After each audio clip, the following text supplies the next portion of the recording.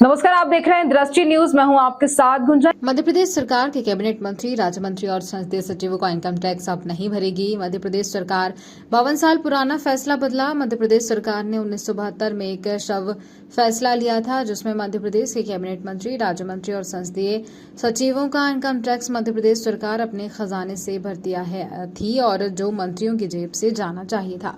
लेकिन 52 वर्ष बाद मोहन यादव की सरकार ने कैबिनेट की बैठक में फैसले को बदलते हुए कैबिनेट की बैठक में मोहन यादव ने प्रस्ताव रखा।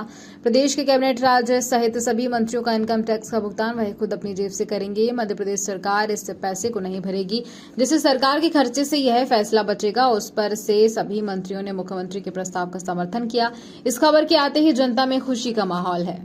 मध्य प्रदेश सरकार की कैबिनेट की बैठक आयोजित की गई इसी वल्लभ भवन में, जो मध्य प्रदेश का सचिवालय है। यहाँ पर जो है वो कैबिनेट की बैठक होती है और उसमें आज कैबिनेट की बैठक जो आयोजित की गई, उसमें बहुत सारे महत्वपूर्ण फैसले लिए गए, जिनमें से एक फैसला 52 साल पुराना नियम जो चला आ रहा था कि मध्य प्रदेश के कैबिनेट मंत्री, राज्य मंत्री और संसदीय सचिवों का इनकम टैक्स का पैसा जो है वो मध्य प्रदेश की सरकार भरा करती थी।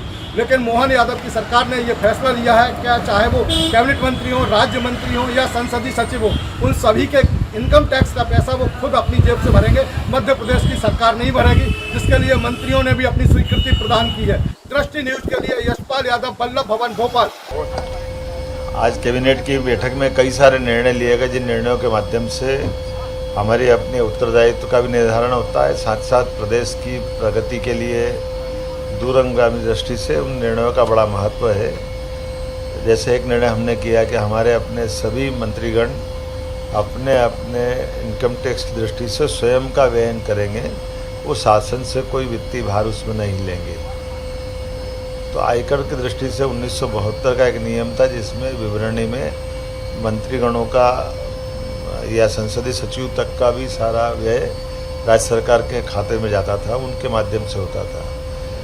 एक पेड़ एक पौधा माँ के नाम लगाने के लिए अभियान की शुरुआत जो है वो सरकार और बीजेपी कर रही है। मुख्य प्रधान अमित शाह जी जो है वो इंदौर में आकर इसकी शुरुआत करेंगे।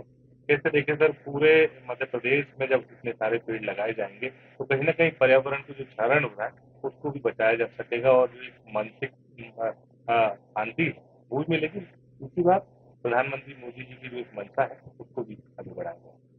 देखिए, एक पेड़ के बारे में जो मुद्दा चल रहा है इस समय, ये हमारे देश के प्रधानमंत्री जी का सोच है।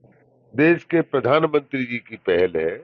माननीय प्रधानमंत्री जी की पहल के ऊपर ये हम वृक्षारोपण करने जा रहे हैं।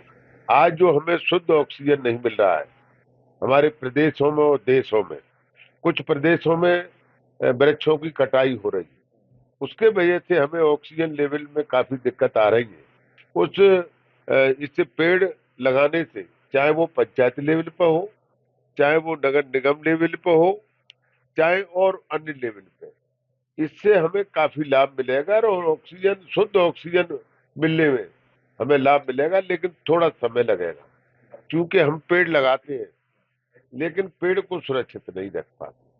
आज हमारी डॉक्टर मोहन यादव की सरकार ने ये निर्णय लिया है कि हम जो पेड़ लगाएंगे उसकी सुरक्षा की गारंटी हमारे स्थानीय प्रशासन की होगी, हमारी ग्राम पंचायतों की होगी, हमारे जिला पंचायतों की होगी और हमारे प्रदेश के सरकार की होगी और संबंधित पर्यावरण जो मंत्री हैं हमारे प्रदेश के, उनकी जिम्मेवारी होगी, ताकि हमारा पेड़ लगाया हुआ सुरक्षित रह सके और बड़ा हो सके।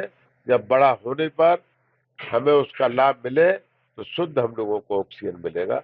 इसीलिए ये प्रधानमंत्री की पहल पर, मुख्यमंत्री प्रधानमंत्री के निर्देश पर और मुख्यमंत्री के आशा अनुसार ये हमारे पेड़ों का आयोजन किया जाए। कल कैबिनेट में वही कल मुख्यमंत्री जी ने केंद्रीय कृषि मंत्री को मुलाकात की है और कोदो कुट्टी को उन्होंने रागी के समर्थन मूल्य तक ले जाने की बात कही है। साथ ही साथ बहुत सारे नागरिकों को लेकर समर्थन मूल्य एमएसपी की मंजूरी मिल गई है। क्या बिल्कुल, मैं इस बात के लिए मध्य प्रदेश की जनता की ओर से भारत सरकार के कृषि मंत्री माननीय शिवराज सिंह जी चौहान साहब का मैं आभार प्रकट करता हूं और किसानों की तरफ से उनको बहुत बहुत ढेर सारी बधाई देता हूं।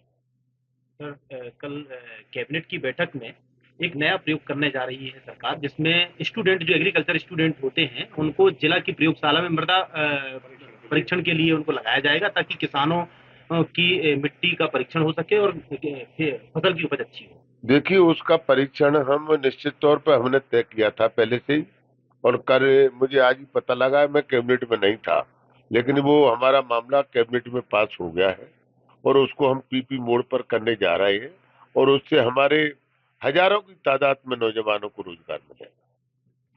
सर उसमें सर कई सारे मुद्दों को लेकर सरकार को घेरने की तैयारी कांग्रेस कर रही है। नर्सिंग का मामला हो, किसानों का मामला हो या अन्य मामलों को। ये सरकार को कहीं किस मुद्दे पर घेरेगी, कहाँ घेरेगी? सरकार हमारी किस मामले में पीछे है? हम हर मामले में आगे हैं, विकास में आगे हैं, हम कानून व्यवस्था में हम आगे हैं। हम किस मामले में? सरकार हमारी बन गई, जनता ने बनाई, सर हमारी 29 की 29 सीटें आई, जनता का आशीर्वाद रहा। अब कहाँ घेरेंगे, कैसे घेरेंगे? घेरने का कोई रास्ता नहीं है इन पे। कौन घेरेगा? सारे के सारे तो लंगड़े और घायल पड़े हैं हमारे कांग्रेस के मित्र। अब घेरने की तैयारी इनके पास नहीं है। लंगड़ा आदमी होगा जी, हमारा राम हत्यार बैठा है, ये विकलांग है, ये किसी नौजवान को घेरने की कोशिश करे, नहीं घेर पाएगा। नौजवान तो आगे भाग जाएगा। नौजवान, ये भारतीय जनता पार्टी आज देश में नौजवान के स्तर पर उभरी है। देश की रक्षा के नाम पर, देश की सुरक्षा के नाम पर, मोदी जी के विकास के नाम पर और मोदी जी के सोच के नाम पर आज देश ने विश्वास जताया है। हमें पूरा भरोसा है आदरणीय मोदी जी के नेतृत्व में हमारा देश सुरक्षित रहेगा और हमारे प्रदेश सुरक्षित रहेंगे और देश और प्रदेश में विकास तेजी से चलेगा, ये हमें पूरा भरोसा है। सर विधायक और मंत्रियों का जो टैक्स है वह सरकार के खजाने से न भर के अब विधायक मंत्री खुद इस टैक्स को भरेंगे। और सबसे अहम बात यह है कि कांग्रेस पार्टी इस पर अब सवाल खड़ा कर रही है कि जो 20 साल तक भारतीय जनता पार्टी की सरकार थी, जो टैक्स वसूला गया है जनता की जेब से, उसको भी वसूला जाए। देखिए, कांग्रेस पे कोई मुद्दा नहीं रहा। अब 29 की 29 चली गई उनके हाथ से। पहले कह रहे थे हम सरकार बनाएंगे मध्य प्रदेश में, सरकार कांग्रेस की बन गई। फिर कह रहे थे कि हम मध्य प्रदेश में 20 सीट जीतेंगे 29 में से। मैंने कई अखबारों के माध्यम से मैं कटिंग दे दूंगा। अब ये 20 की तो बात करो, 0 पे आउट हो गए। अब उन पे मुद्दा क्या है? अब कौन टैक्स किसका भरे? ठीक है, ये सरकार ने हमारे ने जो निर्णय लिया है कि हमारे एमएलए खुद उनका टैक्स भरेंगे, सरकार नहीं भरेगी, अच्छी बात है। हम तो बचौती तो कर रहे हैं सरकार की हम बचत कर रहे हैं और उस पैसा जो हमारा बचत में उसमें हमारे टैक्स में जा रहा था, उससे हम जनता का विकास करें। आपको नहीं लगता कि जो बीजेपी की सरकार के पहले जो सरकारें रही वो उन पर भी ये लागू होना चाहिए कि जब टैक्स वसूली कर रहे हैं तो उनसे भी करेंगे? अब उनको भी आदेश करते मेरे ख्याल से तो पिछले उसमें इनका जो एमएलए एमपी का टैक्स दिया गया था कांग्रेस का, सबसे उनसे वसूल करके और सरकार में जमा कराएं और उस पैसे से जनता का विकास करें। एक आखिरी क्वेश्चन सर, विधानसभा